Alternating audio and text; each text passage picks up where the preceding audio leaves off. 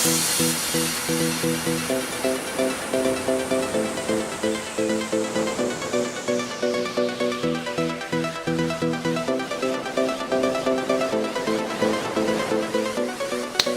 guys, and welcome to 3DFX in the studio. Today I will be talking a little bit about smartphones. I don't know if some of you might have had the interest in getting some kind of smartphone this summer. Some of you probably had got a smartphone, some of you didn't. But anyway, I was one of these people that actually did get a smartphone. I'm not actually gonna specifically talk so much about that smartphone right now because seriously, I haven't been having so much time to try that phone out right now. I'm actually not having it in my presence right now, so I can't actually physically show it for you. But what I was thinking of speaking about today is there a perfect smartphone? Is there something, that you could call perfect, or what is perfect for you guys? For me, it's probably the perfect smartphone. Does it exist? Well, in my mind, it does, at least. I don't know what's in your mind or how you want your smartphone. If you do have any clues, please write in the comments below if you like to. That's up to you. Well, here are some points of views of my kind of, my kind of favorite smartphone, though. And so here are some of the points. So the first point is it will be about 7 millimeters thick, or even maybe a little thinner. Not too thin, of course, but I mean it will be around 7 millimeters. So the phone that I actually got this summer was the OnePlus 3, and that one is about 7.5 or 6 or 7 millimeters something. So it's very thin and it's pretty nice. Sure it is. Yeah. But yeah, so that about the thickness. That I think I would like a pretty thin phone, but not like it's not existing. So okay, so number two here. I think weight distribution comes after. I mean how it feels holding it, and that comes the weight, of course. So I want it to be really lightweight. I don't know how you feel about that, but I want it to feel lightweight but still kind of solid in the hand. So that's like maybe it could be about around 140 grams or something, because I know I have my HTC One. It depends also how big it is, how really heavy it feels. Mine was quite small, so considering that 160 grams is pretty heavy, it's kind of bulky. It feels like a brick. Sometimes people just call it brick. It looks really good, but it's and it's very solid in the build quality, but it's really pretty thick. So that's one thing. Of course, like I told you, it depends on the weight distribution. I can't talk. Weight distribution of how it feels when you're really holding it in your hand. You know what I mean? So that all depends, and it depends on the size and so on. Enough babbling about that. So my point number 3 on the agenda today for the my favorite kind of smartphone is it will have a bent glass around the side. And when I say bent, I really don't mean what you've been seeing on the Galaxy S7 Edge, because I really freaking hate it. It's bent all over the screen like that, the S7 Edge. If you haven't seen it, go and check the YouTube videos. If you like it, you like it. If you don't, you don't. I think they have 2 versions of that phone. One with like a bent thing, and one that isn't bent. So whatever. So you can buy either if you like. I hate Samsung, so it doesn't matter. I'm never gonna buy Samsung because it feels mainstream, and I also feel that Samsung is a very greedy company. I don't like. Same as Apple. I don't like them either. So that's why I like small companies and rebels. You know what I mean? I freaking like rebel companies. That's what I like. And especially when they have great pricing.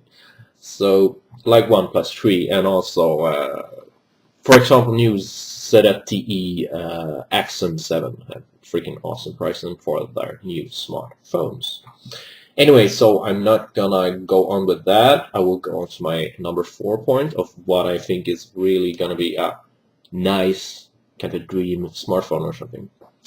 We'll be able to handle really long idling tasks. So, for example, if I'm using Viber, chatting a lot, I chat freaking all the time on my phones. I freaking love to have it for chat, like Viber, whatever you have it. If you're using Facebook Messenger or whatever you're using it for. I really don't like Messenger that much. So I prefer Viber, and I prefer, well, basically Viber. Yeah, whatever. So my point being here, to come to the point, sorry for the babble, is that it will be able to handle really long idling tasks without getting hot. And that's what I'm coming to. So if you're chatting really long sessions or whatever, if you're talking a lot on your phone a lot, it will get hot sooner or later. But today's phones, like the Snapdragon 820 and so on, are really better. The processors are better. Handling that, and thus will not get as hot if you're having it a long time. So that's probably better on that. Okay, so I know today's phone can handle that pretty well, but it's a requirement on my dream phone. Okay, so to issue number 5, no, question number 5. So question number 5 in my little dream thing of a phone, what I really like, what I would like to have is that it will have a battery that is around, say, 4,000 milliampere hours. I don't know if it tells you a lot, but it tells it has a really long battery time, and it will last for 1 day, no matter what kind of processor, how requiring or how powerful the phone is, how quick it is, or whatever. So I know, there are new battery technologies nowadays, which are like not even being used by Samsung or Apple, I think. They don't even use it. I'm not sure really why, but so it's possible that, it would be able to go higher than 4,000 milliampere. But it should last, of course, it should last a day. But, mine normally lasts 2-3 days, depending on how much I shut down. But I always shut down everything, that takes power. And so for chatting and Wi-Fi, the only thing I have on, no problem. I never keep my syncing on. It just saps my battery. I hate that normally. Nowadays, I guess it doesn't really sap the battery that much, but I still turn it off. Anyway, so don't really like notification. That's not what I like. Don't want to be really disturbed. That's why. So anyway, point number 6. Okay, number 6.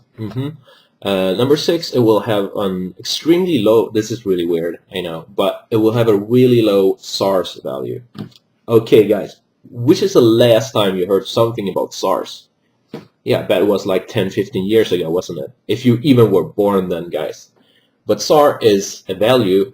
It stands for, let's see what it stands for. It stands for specific absorption rate, and it's kind of about that you can, in a nutshell, you can get cancer if you're having a really high SARS value. So it's a pretty important subject, but many are just neglecting it, saying like today's phones are just, you shouldn't care about that, whatever, And then I have 2 values. If you go to the SARS site, I think it is, sorry, and I scratched my nose. So they have 2 values for this, and one is from ear to brain or something, because you're holding close to that, and then it is how much it's affecting your body and so on and the rest. And often when you chat, you're actually holding in your hand, so you'll probably feel something going on in your head. I'm not sure that is radiation. If you do have a clue what it is, you better tell me, because I really want to know what it is I'm actually feeling. If you have felt it, also tell me your experiences if you also have felt that sometime. That's something I will have felt. So now my number 7 point, it will be priced no more than 400 USD, USA dollar, or 450 is okay. And my number 8 point is it will have DLNA or DNLA or whatever, DLNA support. It means that you can connect it to my what do you call it, NAS, and so I can wirelessly show video and whatever. I can lie in my bed and just see video. You know, it's just cool having that support like that. And I'm sure there are 1,000 other things, but these are 8 of the points that I have on my list, and I don't have time to talk anymore about this because my time is up. So tell me more what you like in the comments below, and subscribe if you like to. This is my channel, and I am 3DFX out, and I wish you a very nice day. Bye bye.